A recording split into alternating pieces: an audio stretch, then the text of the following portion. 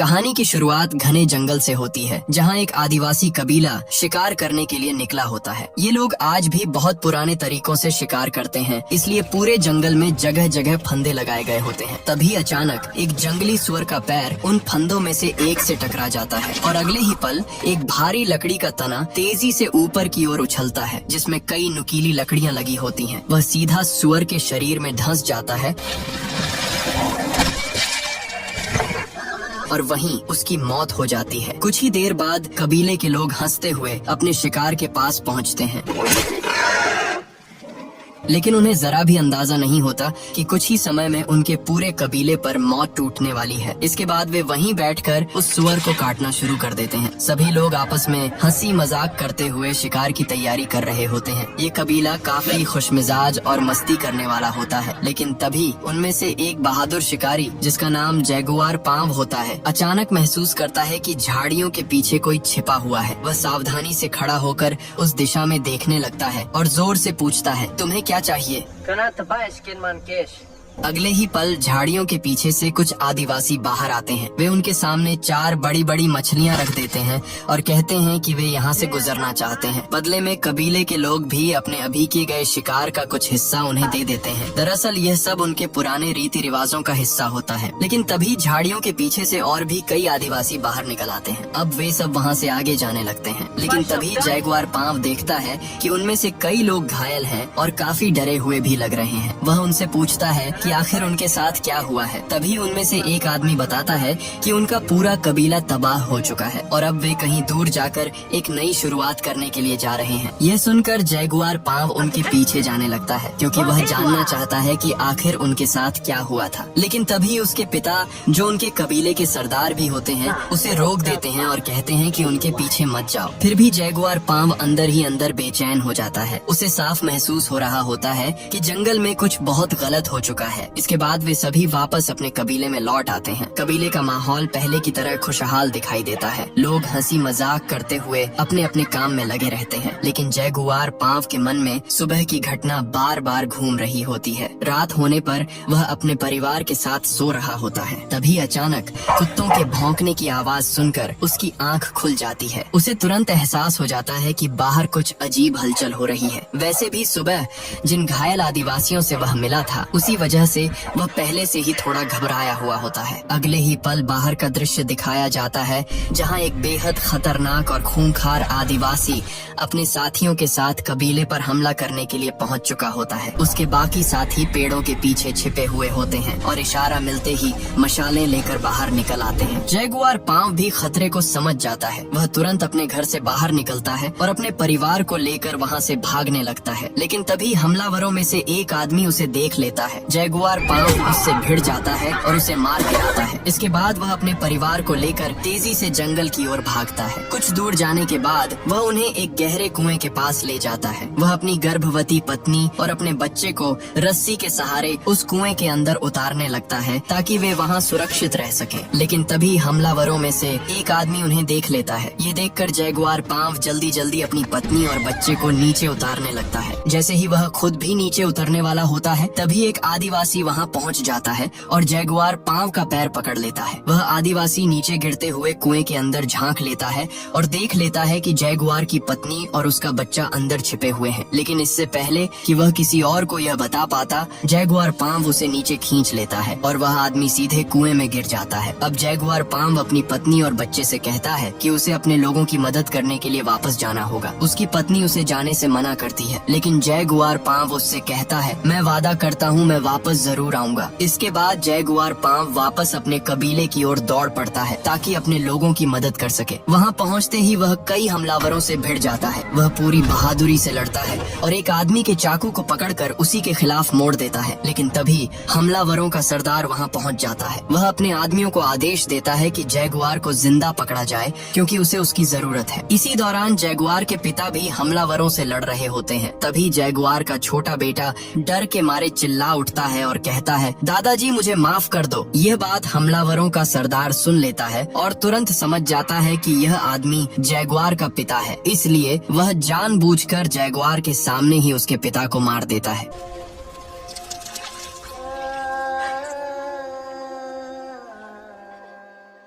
अपने पिता की मौत देखकर जैगुआर पांव गुस्से से भर जाता है, लेकिन तभी सरदार उस पर जोरदार वार करता है और जैगुआर बेहोश होकर गिर पड़ता है। जब उसे होश आता है तो वह देखता है कि उसके बाकी साथी भी पकड़ लिए गए हैं और सभी को कैदियों की तरह बांध कर ले जाया जा रहा है। जैगुआर पांव दूर उस दिशा में देखता है जहाँ वह कुआं होता है जिसमें उसकी पत्नी और उसका बेटा छिपे हुए हैं। हमलावर उस कुएं के पास भी पहुँचते हैं और रस्सी से अंदर झांक कर देखते हैं, लेकिन उन्हें वहाँ कोई दिखाई नहीं देता। दरअसल जैगुआर की पत्नी और उसका बेटा कुएं के अंदर एक बड़े पत्थर के पीछे छिपे हुए होते हैं, इसलिए हमलावर उन्हें देख नहीं पाते। इसके बाद हमलावर सभी कैदियों को बांधकर अपने साथ ले जाते हैं। रास्ते में उन्हें वही लोग भी मिलते हैं जो सुबह उनसे मिले थे और जिन्होंने उन्हें मछलियाँ दी थी। दरअसल वे लोग अपना कबीला छोड़कर किसी दूसरी जगह नई जिंदगी शुरू करने जा रहे थे, लेकिन अब उन खूंखार आदिवासियों ने उन्हें भी पकड़ लिया होता है। इसके बाद सभी कैदियों को एक लंबे और खतरनाक सफर पर ले जाया जाता है। इस सफर में उन्हें कई नदियां पार करनी पड़ती हैं और ऊंची ऊंची पहाड़ियों से होकर गुजरना पड़ता है। काफी लंबा और थका देने वाला सफर तय करने के बाद वे लोग एक ऐसे इलाके में पहुंचते हैं जहां चारों तरफ तबाही के निशान दिखाई देते हैं। वहां जमीन पर बहुत सारी लाशें पड़ी होती हैं। यह देखकर समझ में आ जाता है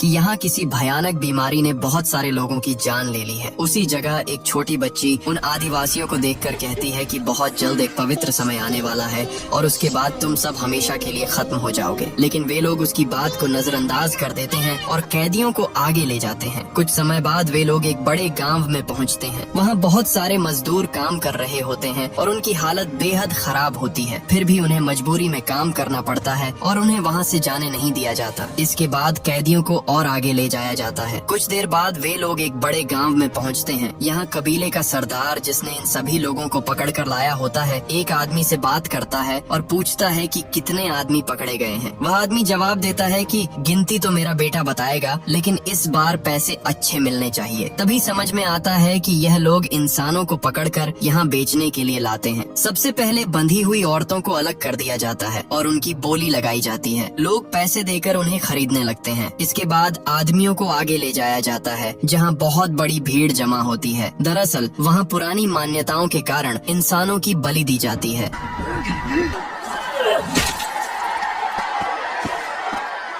अब बारी जैगुआर पांव की आती है। उसे भी मंदिर की ऊंची सीढ़ियों पर ले जाया जाता है ताकि देवताओं को खुश करने के लिए उसकी बलि दी जा सके। लेकिन जैसे ही उसकी बलि दी जाने वाली होती है, अचानक आसमान में अंधेरा छा जाता है और सूर्य ग्रहण हो जाता है। चारों तरफ अंधेरा फैल जाता है और वहाँ मौजूद सभी लोग डर के मारे प्रार्थना करने लगते हैं। सूर्य ग्रहण खत्म होने के बाद कैदियों को वहाँ से दूसरी जगह ले जाया जाता है। अब उन्हें एक खुले मैदान में लाया जाता है जिसके दूसरी तरफ घनी झाड़ियाँ होती हैं। कैदियों से कहा जाता है कि अगर वे अपनी जान बचाना चाहते हैं तो उस जंगल की तरफ भाग जाएं। लेकिन असल में यह कोई मौका नहीं होता, बल्कि यह उनके लिए एक क्रूर खेल होता है। सरदार का बेटा और उसके साथी कैदियों को एक एक करके दौड़ने के लिए मजबूर करते हैं और फिर उन पर तीर चलाते हैं।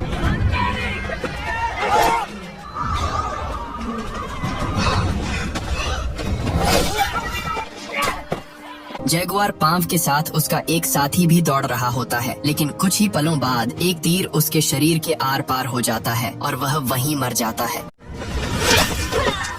जैगुआर पांव किसी तरह वहाँ से बच निकलता है और तेजी से जंगल की ओर भागने लगता है। इस दौरान वह घायल भी हो जाता है। भागते भागते वह एक गिरे हुए बड़े पेड़ पर चढ़ जाता है और वहीं छिप जाता है। इसी बीच सरदार का बेटा मारा जाता है। ये देखकर कबीले का सरदार गुस्से से पागल हो जाता है और वह किसी भी कीमत पर जैगुआर पांव को मारना चाहता है। इसलिए वह अपने आदमियों के साथ जैगुआर का पीछा करना शुरू कर देता है। कुछ देर बाद वे सभी उसी गिरे हुए पेड़ के नीचे से गुजरते हैं जिसके ऊपर जैगुआर पांव छिपा हुआ होता है। थोड़ी दूर जाने के बाद सरदार की नजर अपने एक आदमी के कंधे पर पड़े खून पर जाती है, लेकिन वह खून उसका नहीं होता। यहीं से उसे समझ में आ जाता है कि जैगुआर कहीं आसपास ही छिपा हुआ है। इसलिए वे लोग तुरंत वापस लौटते हैं और उसे ढूंढना शुरू कर देते हैं। उधर पेड़ के ऊपर छिपा जैगुआर ये सब देख रहा होता है। तभी उसकी नजर पास बैठे एक छोटे जैगुआर के बच्चे पर पड़ती है और कुछ ही पलों बाद उसकी माँ भी वहाँ पहुँच जाती है। अब वहाँ रुकना खतरे से खाली नहीं होता, इसलिए जैगुआर तुरंत तुरंत पेड़ से कूदता है और पूरी ताकत से भागने लगता है। लेकिन अब खतरा दो तरफ से होता है। पीछे से आदिवासी उसका पीछा कर रहे होते हैं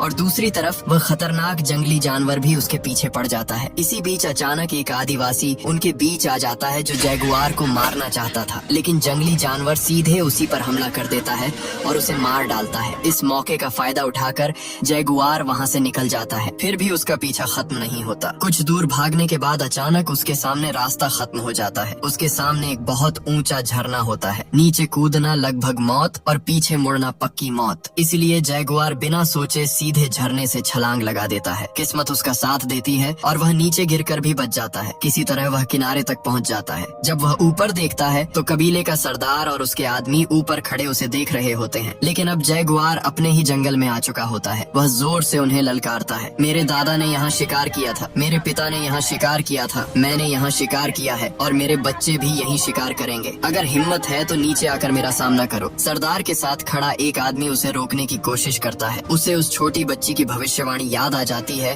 कि एक आदमी उन्हें जंगल में ले जाएगा और वहीं उनका अंत होगा। लेकिन सरदार गुस्से से पागल हो चुका होता है और उसी गुस्से में वह अपने ही आदमी को चाकू मारकर वहीं खत्म कर देता है। इसके बाद बाकी आदिवासी एक एक करके नीचे कूदने लगते हैं। उनमें से एक आदमी नीचे गिरते ही मर जाता है, लेकिन बाकी किसी तरह बचकर नीचे पहुंच जाते हैं। उधर जैगुआर पांव वहां से आगे भागता रहता है। भागते भागते अचानक उसका पैर फिसलता है और वह सीधे एक दलदल में जा गिरता है। कुछ पल के लिए ऐसा लगता है कि वह वहीं फंस जाएगा, लेकिन किसी तरह वह खुद को खींचकर बाहर निकाल लेता है। अब उसके पूरे शरीर पर कीचड़ लगा होता है और तभी उसे एहसास होता है कि वह अपने ही जंगल में है। उस जंगल में जहाँ के हर रास्ते को वह अच्छी तरह जानता है। यही उसे समझ में आता है कि अब शिकारी और शिकार का खेल बदल चुका है। अब शिकार वह नहीं बल्कि उसके पीछे आने वाले लोग हैं। जैसे ही आदिवासी उसका पीछा करते हुए जंगल में पहुंचते हैं, जैगुआर अलग अलग तरीके इस्तेमाल करके उन्हें एक एक करके खत्म करना शुरू कर देता है। सबसे पहले वह उनके ऊपर मधुमक्खियों का छत्ता गिरा देता है। इसके बाद वह एक आदमी को जहरीले तीर से मार देता है। इसी दौरान उसके सामने वही आदमी आ जाता है जिसने उसके पिता को मारा था। दोनों आमने सामने खड़े हो जाते हैं। वह आदमी अपने हथियार के साथ उसकी तरफ दौड़ता है। जैगुआर भी तेजी से अपने हथियार की तरफ बढ़ता है और घुटनों के बल फिसलते हुए उसे उठा लेता है। उसका दुश्मन अपने वार से चूक जाता है, लेकिन जैगुआर का वार सीधा लगता है और अगले ही पल वह आदमी भी वहीं ढेर हो जाता है।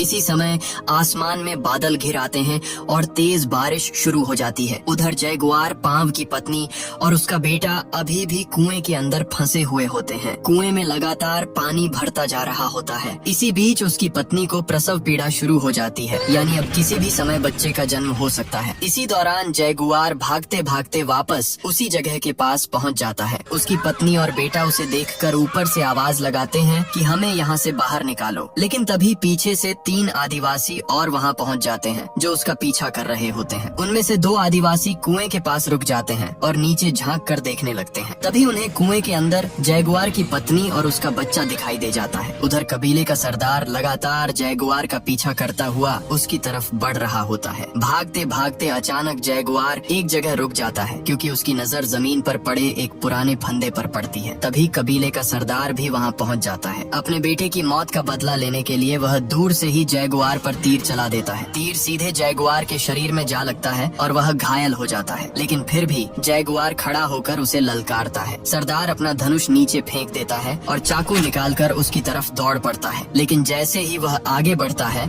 उसका पैर जमीन पर लगे उसी फंदे से टकरा जाता है। दरअसल यह वही फंदा होता है जो जैगुआर और उसके कबीले के लोग जानवरों के शिकार के लिए लगाया करते थे। ठीक वैसे ही जैसे कहानी की शुरुआत में उन्होंने एक सुअर को मारा था। जैसे ही सरदार का पैर उस फंदे से टकराता है, सामने से एक बड़ा लकड़ी का तना तेजी से उसकी तरफ आता है जिसमें नुकीली लकड़ियां लगी होती हैं। वह तना सरदार के शरीर को चीरते हुए आर पार निकल जाता है और इसी के साथ उसका अंत हो जाता है। लेकिन जैगुआर पांव को अभी भी भागना पड़ता है क्योंकि बाकी 2 आदिवासी अभी भी उसकी तरफ आ रहे होते हैं। उधर कुएं के अंदर पानी लगातार भरता जा रहा होता है और उसी पानी में जैगुआर की पत्नी एक बच्चे को जन्म दे देती है। इसी बीच जैगुआर पांव भागते भागते समंदर के किनारे पहुंच जाता है। वह हैरानी से समंदर की तरफ देखने लगता है। थोड़ी देर बाद वे दो आदिवासी भी वहां पहुंच जाते हैं जो उसे मारना चाहते थे, लेकिन वे भी रुक जाते हैं और समंदर की तरफ देखने लगते हैं। समंदर में अब बहुत बड़े बड़े जहाज दिखाई देते हैं। वे किनारे के पास लंगर डाल रहे होते हैं और छोटी छोटी कश्तियों में लोग उस जमीन की तरफ आ रहे होते हैं। इसी मौके का फायदा उठाकर जैगुआर पांव वहां से भाग जाता है और वापस अपने परिवार के पास पहुंच जाता है। वह अपनी पत्नी और बच्चों को कुएं से बाहर निकालकर उन्हें बचा लेता है। फिल्म के अंत में दिखाया जाता है कि जैगुआर पांव आखिरकार अपने परिवार के पास लौट आता है। वह अपनी पत्नी और बच्चों को कुएं से बाहर निकालता है और उन्हें लेकर जंगल की तरफ बढ़ने लगता है, लेकिन तभी उसकी पत्नी समंदर की तरफ देखती है। दूर समुद्र में कुछ बहुत बड़े जहाज दिखाई दे रहे होते हैं और उन जहाजों से छोटी छोटी नावों में कुछ लोग किनारे की तरफ आते नजर आ रहे होते हैं। जैगुआर की पत्नी उसे देखकर पूछती है, क्या हमें उन लोगों के पास जाना चाहिए? जैगुआर कुछ पल उन जहाजों को देखता है, फिर धीरे से सिर हिलाकर मना कर देता है। वह कहता है, नहीं, हमें जंगल में जाना चाहिए, वहीं से हमें फिर से एक नई शुरुआत करनी होगी। इसके बाद जैगुआर अपने परिवार को लेकर वापस उसी जंगल की ओर चल पड़ता है